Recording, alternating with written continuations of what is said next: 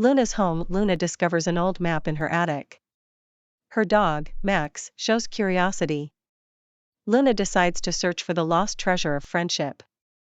Entering the enchanted forest, Luna and Max enter the forest, excited and hopeful. They meet a wise owl who gives them a riddle to solve.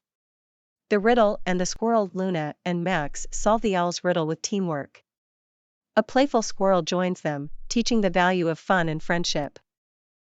The mischievous fox. They encounter a mischievous fox that tries to mislead them. Luna and Max learn the importance of being cautious and wise in choosing friends. The friendly bear. A friendly bear helps them cross a river. Luna and Max understand the strength of helping each other. The mysterious cave. They find a cave that is said to hold the treasure. Inside, they face their fears and learn to support each other in difficult times. The realization. They find a mirror in the cave instead of gold or jewels.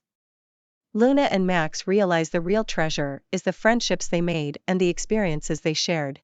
Returning home. Luna and Max return home, richer in friendship and experience. They share their story with family, spreading the lesson they learned.